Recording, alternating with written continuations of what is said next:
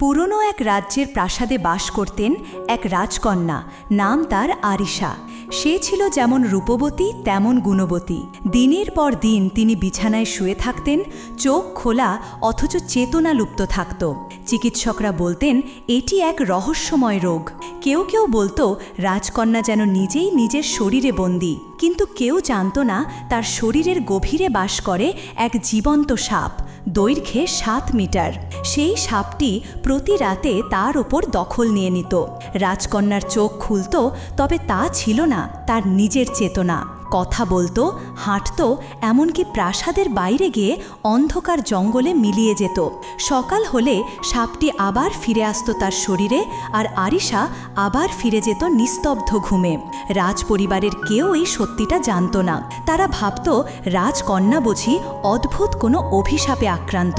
তবে একদিন সেই প্রাসাদে প্রবেশ করল এক যুবক। তার নাম মিজান ইবনে আব্বাস, এক রহস্যময় ঘুরে বেড়ানো জ্ঞানী ব্যক্তি। সবার মাঝখানে দাঁড়িয়ে তিনি অনুভব করলেন এখানে অস্বাভাবিক কিছু আছে। সন্ধ্যা নামতেই সবাই চলে গেল, শুধু মিজান ইবনে আব্বাস অন্ধকারে দাঁড়িয়েছিল। ঠিক তখন তার চোখে পড়ল রাজকন্যার চোখ হঠাৎ খুলে গেল, কিন্তু সেই চোখে ছিল না মানুষের দৃষ্টি, ছিল সাপের শীতল উজ্জ্বল শূন্যতা। মিজান ইবনে আব্বাস এগিয়ে গেল মন্ত্রী জাফরের দিকে। তার চোখে ছিল অদ্ভুত এক আত্মবিশ্বাস, যেন সে এমন কিছু জানে যা অন্য কেউ জানে না। মান্যবর জাফর সাহেব সহ সবাই তো তাদের সর্বোচ্চ চেষ্টাই করেছে। মিজান ইবনে আব্বাস বলল, এখন আমাকে একটি সুযোগ দিন। আমি রাজকন্যা আরিফার রহস্যময় অবস্থার আসল চেহারা দেখতে চাই। জাফরের চোখ বিস্ময়ে বড় হয়ে গেল। এই তরুণের শান্ত অথচ দৃঢ় কণ্ঠস্বর বহুদিন পর নতুন করে আশার সুর বয়ে আনল। আর দেরি না করে তিনি মিজান ইবনে আব্বাসকে সঙ্গে নিয়ে সোজা গেলেন রাজা জালিদের কাছে। রাজা তখন ছিলেন গভীর হতাশায় ডুবে, সব আশায় পরাজিত এক রাজপুরুষ। শত চিকিৎসা, মন্ত্র, গায়েবী বিদ্যা কিছুই আরিফার ঘুম ভাঙাতে পারেনি। তখন রাজা বলল, তুমি কে যুবক? কিভাবে সারাবে আমার মেয়েকে? বিষণ্ণ স্বরে জিজ্ঞাসা করলেন জালিদ। মিজান ইবনে আব্বাস শান্ত গলায় বলল, মহারাজ, আমাকে শুধু একটি রাত দিন। আমি আরিফার ঘরে একা থাকব। আমি চাই নিস্তব্ধতা, গভীর রাত আর সময়। হয়তো লুকিয়ে আছে। মিজান এক লাফে সামনে এসে ধারালো তলোয়ার দিয়ে এক নির্ভুল আঘাতে সাপটিকে মাঝ বরাবর 2 টুকরো করে ফেলল। সাপটি ছটফট করতে করতে মাটিতে ছড়িয়ে পড়ল। তার বিষাক্ত ছায়া আর রাজকন্যার দেহে ফিরবে না কোনোদিন। মিজান নিঃশব্দে সাপটির টুকরোগুলো তুলল, বালতিতে রাখা সাদা কাদায় পুঁতে রাখল, যেন কোনো চিহ্ন না থাকে অভিশাপের। ভোর হবার আগেই সেই বালতি নিয়ে সে জঙ্গলে গেল। গভীরে আগুন জ্বালিয়ে সব কিছু পুড়িয়ে দিল। ভোরের আলো ছুঁতে না ছুঁতেই মিজান ফিরে এলো প্রাসাদে। সে ধীরে আরিফার ঘরে ঢুকল, পাশে বসে তার হাত ধরল। আরিফা আলতো স্বরে ডাকল। রাজকন্যা ধীরে চোখ মেলে তাকাল। চোখ দুটি ছিল সচেতন, জীবন্ত, মুক্ত। এটাই ছিল প্রথমবার। বহু বছরের ঘুম ভেঙে যেন সে আবার জন্ম নিল। সেই দীর্ঘ অভিশপ্ত রাত পেরিয়ে ভোরের আলো ছুঁতেই আরিফার চোখে ঝলকে উঠল নতুন এক জগৎ। তার শরীর থেকে ধীরে ধীরে যেন সমস্ত অজানা অন্ধকার সরে গেল। সে ফিরে পেল নিজস্ব চেতনা, নিজের অস্তিত্ব। তার চোখে ছিল বিস্ময় আর মুক্তির স্বাদ, যেন বহু বছর ঘুমিয়ে থাকার পর হঠাৎ জেগে উঠেছে এক অন্য পৃথিবীতে। মিজান ধীরে তার কাছে এগিয়ে এসে শান্ত কণ্ঠে জিজ্ঞেস করল, তোমার কেমন লাগছে এখন? আরিফা চোখ মেলে তাকালো তার দিকে, হাসল এক আশ্চর্য কোমলতায়, আর বলল, আমি ভালো আছি, খুব ভালো। মনে হচ্ছে বহুদিন পরে নিজেকে ফিরে পেলাম। এই দিকে রাজা জালিদ সারা রাত রাজভবনের বারান্দায় পায়চারি করছিলেন। হৃদয় ছিল অজানা এক স্রোত, আশা আর আশঙ্কার দ্বন্দ্বে জর্জরিত। সূর্য উদয় হতেই তিনি আর দেরি করেননি, দৌড়ে মেয়ের ঘরে প্রবেশ করলেন। এবং যখন দেখলেন আরিফা সম্পূর্ণ সচেতন, প্রাণবন্ত হয়ে কথা বলছে, রাজা হতবাক হয়ে গেলেন। তার কাপা হাতে ধরা তলোয়ার মাটিতে পড়ে গেল। তিনি এগিয়ে আরিফাকে জড়িয়ে ধরলেন। একটা এমন আলিঙ্গন যা শত শত রাতের চোখের জলের পরিসমাপ্তি। তার চোখে আনন্দ আর মুখে শুধু এক বাক্য, আলহামদুলিল্লাহ। তারপর তিনি চোখ ঘুরিয়ে মিজানের দিকে তাকিয়ে বললেন, তুমি শুধু আমার মেয়েকেই নয়, আমার রাজ্যের আলো ফিরিয়ে এনেছ। আল্লাহ তোমার জীবনের প্রতিটি পদক্ষেপে রহমত বর্ষণ করুন। প্রতিশ্রুতি অনুযায়ী রাজা তার কন্যার সাথে মিজানকে বিয়ের প্রস্তাব দিলেন এবং বললেন, আমার রাজ্যের অর্ধেক অংশ তোমার জন্য বরাদ্দ করছি। কিন্তু মিজান বিনয়ের সাথে মাথা নত করে বলল, মহারাজ, আমি এই কাজ করেছি ভালোবাসা ও কর্তব্য থেকে। বিনিময়ে কিছুই চাই না, শুধু এই রাজকন্যার মুক্ত হাসি ও শান্ত চোখই আমার পুরস্কার। রাজা স্তব্ধ হয়ে গেলেন। মন্ত্রী জাফরের চোখে জল চলে এলো। প্রাসাদের প্রতিটি দাস, রক্ষী, জ্ঞানী সকলেই সেই দিন উপলব্ধি করল, বীরত্ব শুধু তলোয়ার দিয়ে হয় না, সত্যিকারের শক্তি আসে আত্মত্যাগ থেকে। রাজকুমার মিজান রাজকন্যা আরিফাকে নিয়ে ফিরে এসেছিল নিজের শহরে। পরিবারের সবাই উচ্ছ্বাসে তাদের গ্রহণ করল, বিশেষ করে মিজানের ভাইয়ের স্ত্রী, যিনি আরিফাকে ঠিক নিজের ছোট বোনের মতো আপন করে নিলেন। দুজনেই খুব দ্রুত একে অপরের ঘনিষ্ঠ হয়ে উঠল। তাদের জীবন ছিল সুখের রঙে রাঙানো। এভাবেই বহু দিন অতিবাহিত হয়ে গেল। একদিন শহরে এলো বিশাল উৎসব। নগর জুড়ে ঢাক ঢোল, হাসি, রঙের বন্যা। আরিফা তার ভাবির হাত ধরে শহরের উৎসবে গেল, কিন্তু আনন্দের ছায়া ছাপিয়ে হঠাৎ এক গা ঝমঝমে ততাস বইতে শুরু করল। দূর থেকে ধূসর ধোঁয়ার মতো কিছু এগিয়ে আসলো। জনসমুদ্রে লোকেরা হঠাৎ আতঙ্কে ছুটতে শুরু করলো। শিশুরা কাঁদছে, বৃদ্ধেরা হোঁচট খাচ্ছে, মা তাদের সন্তানদের কোলে তুলে পালাচ্ছে। সেই ছায়া থেকে বেরিয়ে এলো এক ভয়ঙ্কর অবয়ব, সাইফাইউস, এক দানবীয় শক্তিশালী শয়তান। তার মুখ কালো ছাইয়ের মতো, চোখ জলজলে রক্তের মতন লাল।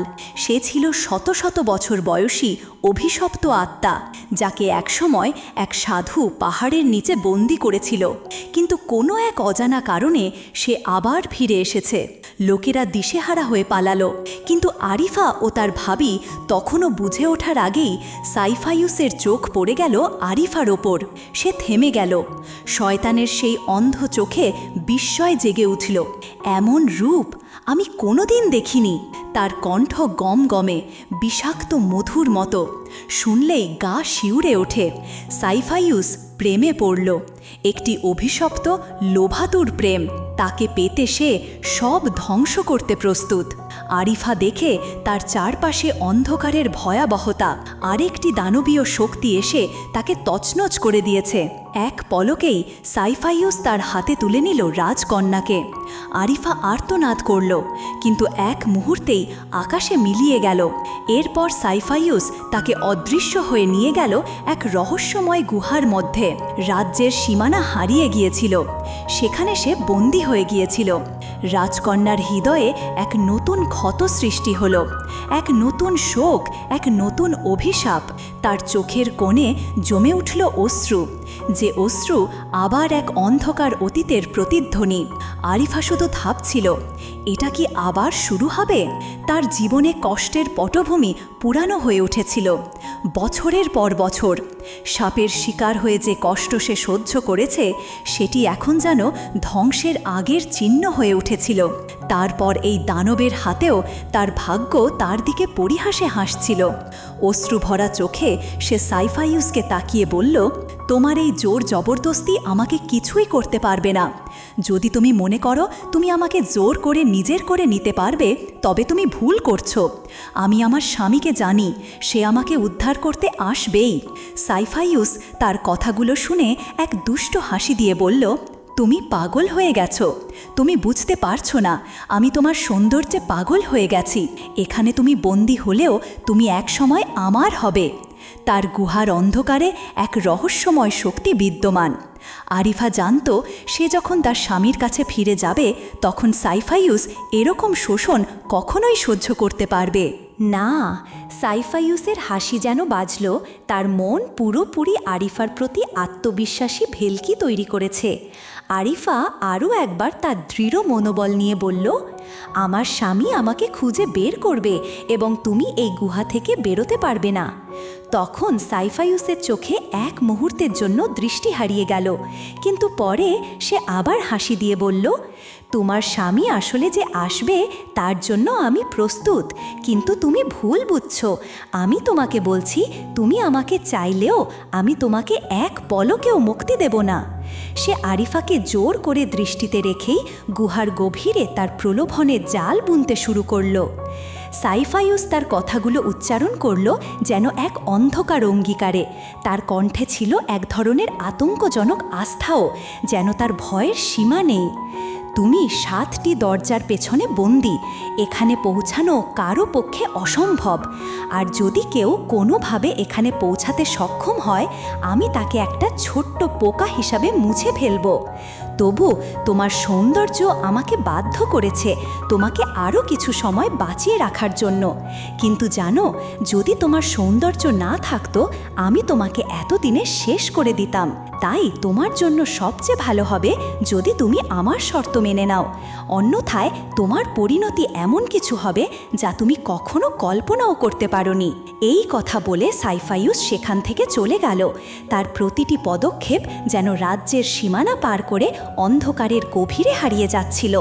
রাজকন্যার চোখে শোক ও আতঙ্কের ছায়া, তার হৃদয় ছিল শূন্য। তার ইচ্ছা ছিল মৃত্যু ছাড়া কিছুই আর না দেখতে, কিন্তু সে জানত এখানে সে একা নয়। তার প্রতি মিজানের ভালোবাসা, সেই ইস্পাতের মতো দৃঢ় মনোভাব তাকে শক্তি দিচ্ছিল। অন্যদিকে মিজানের ভাইয়ের স্ত্রী, যিনি এই ভয়ঙ্কর দৃশ্যে সাক্ষী হয়েছিলেন, হতবাক হয়ে শুধু চুপচাপ তা দেখছিল। সে কিছু করতে পারেনি, শুধু সেই মুহূর্তের ঘোর থেকে বেরিয়ে এসে কাঁদতে কাঁদতে বাড়ি ফিরে গেল। মিজান যখন তার স্ত্রীকে অপহরণের গল্প শুনল, যেন পৃথিবী তার পায়ের নিচ থেকে সরে গেল।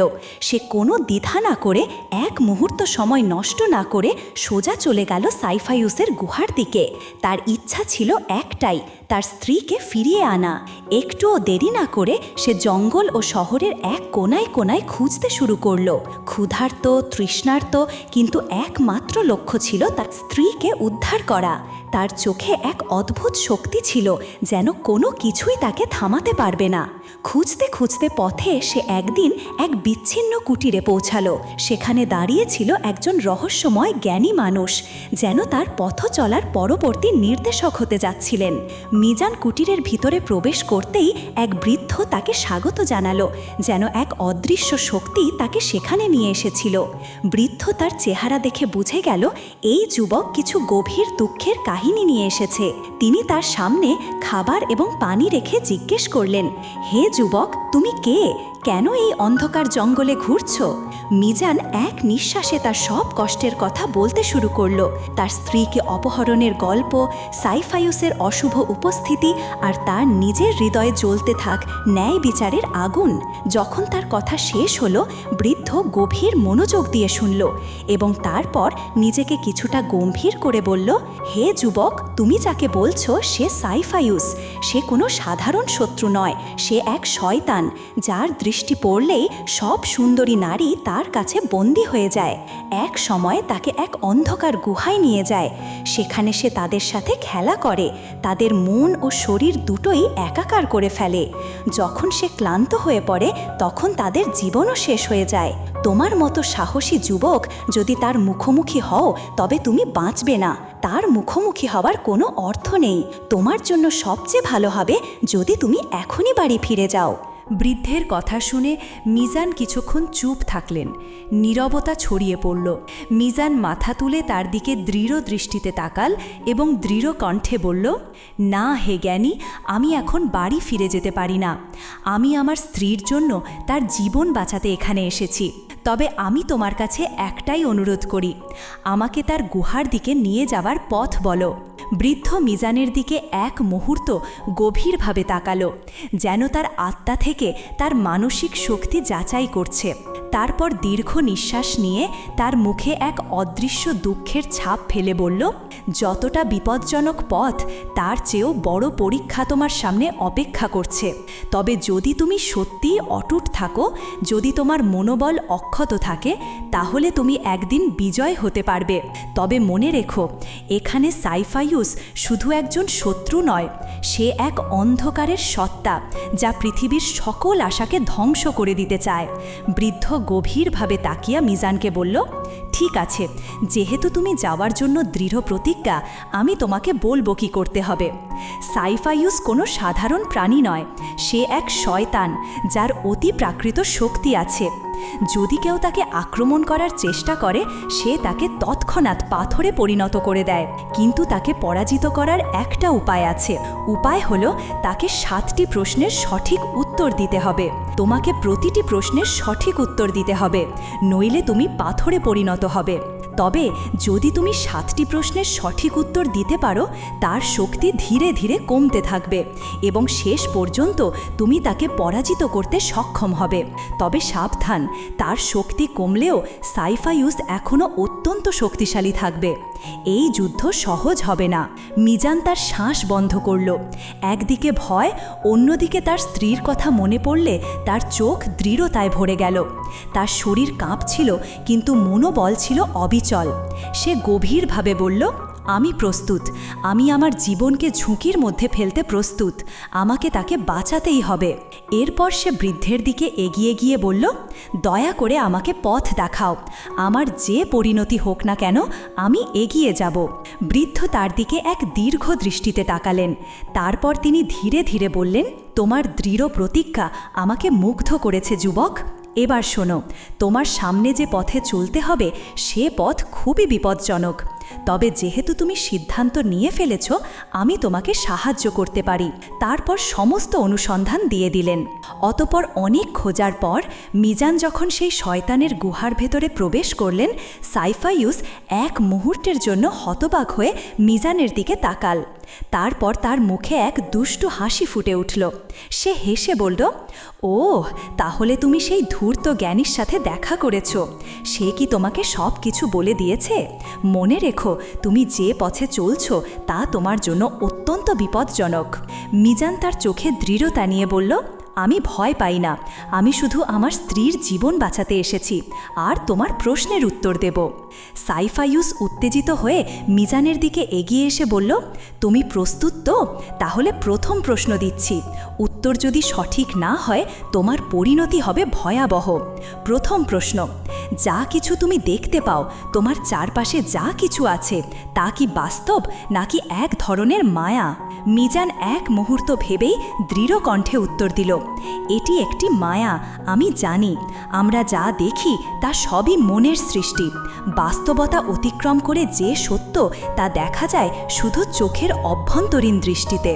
সাইফাইউসের চোখে ক্ষিপ্রতা ছিল, কিন্তু সে তার নিজেকে সামলে নিয়ে দ্বিতীয় প্রশ্ন দিল, ঠিক আছে, তাহলে পরের প্রশ্ন, যে অন্ধকার তোমার সামনে, সেটি কি তুমি হারাতে পারবে নাকি তুমি নিজেই অন্ধকারে হারিয়ে যাবে?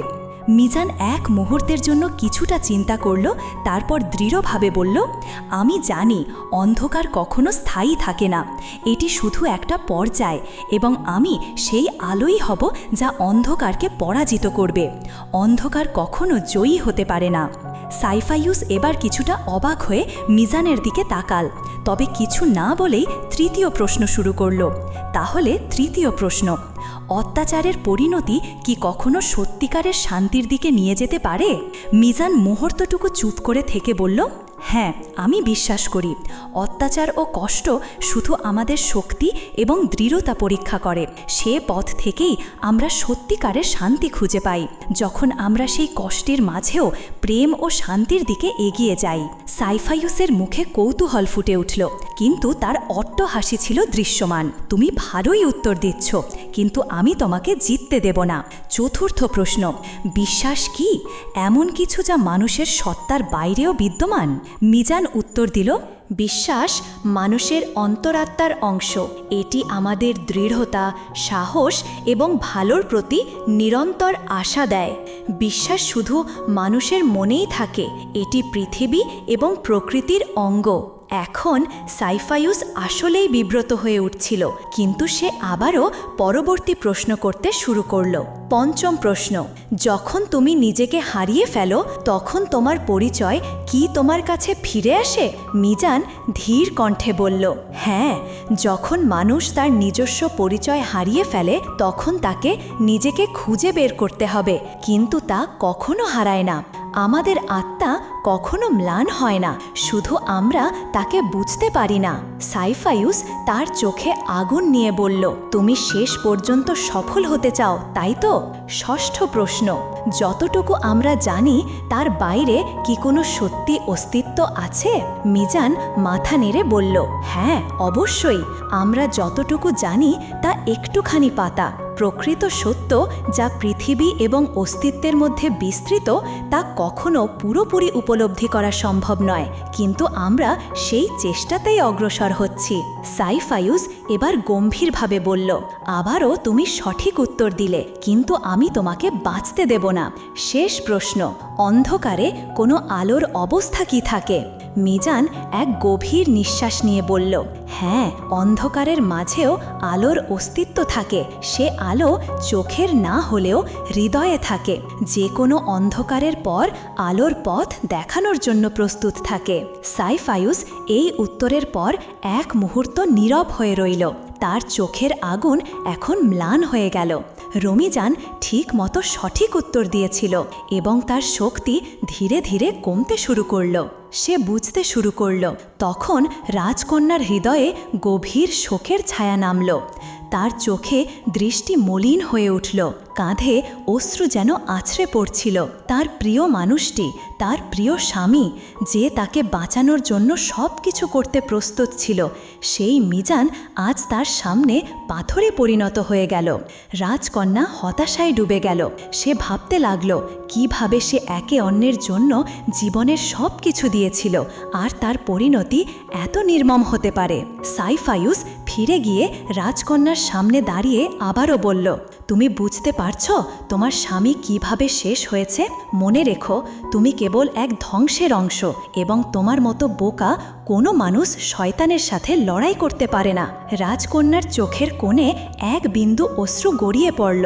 সে সাইফায়ুসের দিকে চ্যালেঞ্জের সাথে তাকিয়ে বলল, তুমি কি মনে করো আমি এই অবস্থায় শৃঙ্খলিত হয়ে চুপ থাকব? তুমি ভুল ভাবছ। যতটা পারো আমাকে অত্যাচার করো, কিন্তু তুমি কখনো আমাকে আমার আত্মবিশ্বাস থেকে বিচ্ছিন্ন করতে পারবে না। সাইফায়ুস তার হাসি থামিয়ে তাকালো রাজকন্যার দিকে।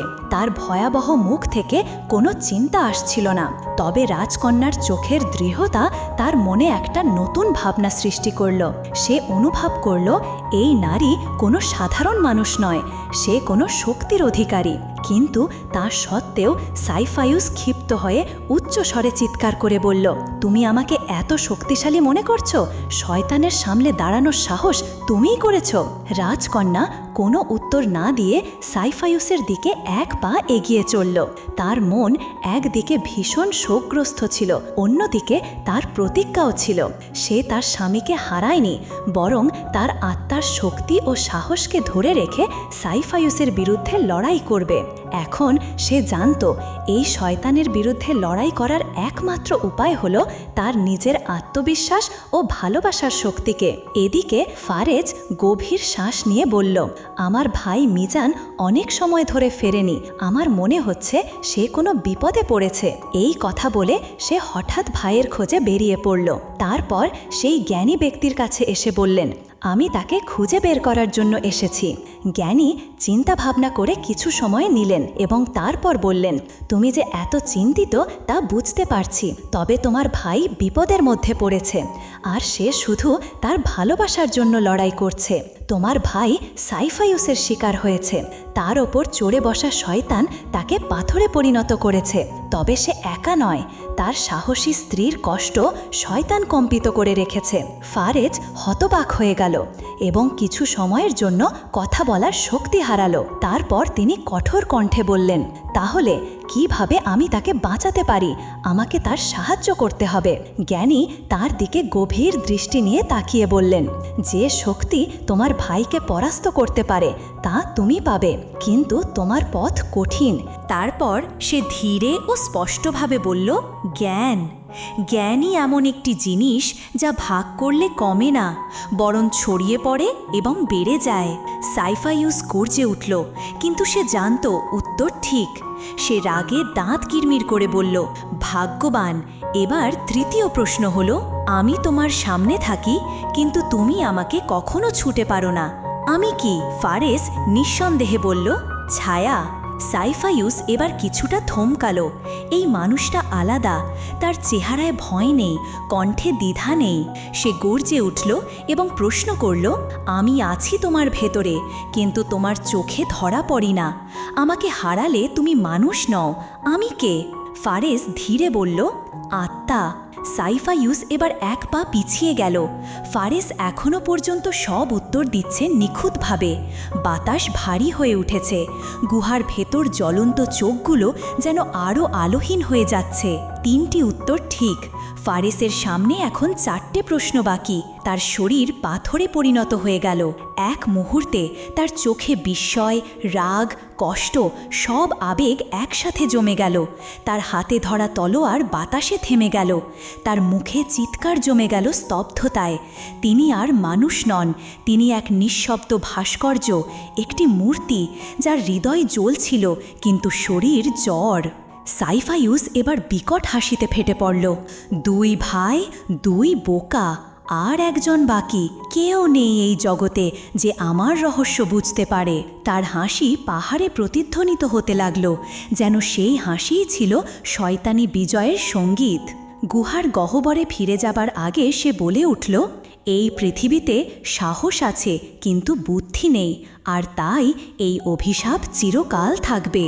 এইভাবে 2 ভাই যারা ভালোবাসা ও সাহসে পথ চলা শুরু করেছিল, দুজনেই অভিশপ্ত দানবের প্রতারণার শিকার হয়ে চিরতরে হারিয়ে গেল। কিন্তু ঘন অন্ধকারের মধ্যেও আশার একটি সূক্ষ্ম আলো থাকে। তার পরিবারের সবাই আর অপেক্ষা সহ্য করতে পারছিল না। মায়ের চোখে অশ্রু শুকিয়ে গিয়েছিল, কিন্তু হৃদয়ে ব্যথা আরও গভীর হচ্ছিল। ফারেসের স্ত্রী প্রতিদিন উঠোনে দাঁড়িয়ে থাকত, অন্ধকার আকাশের দিকে তাকিয়ে, যেন কোথা থেকে কোনো খবর এসে পড়বে। এমন সময় এক রাতে আকাশের তারা যেন আলাদা রকমে জ্বলছিল। এক বৃদ্ধ ভিক্ষুক রহস্যময় পোশাকে গ্রামে এসে পৌঁছালো। তার চোখে ছিল যুগের জ্ঞান, কণ্ঠে এক অদ্ভুত শান্তি।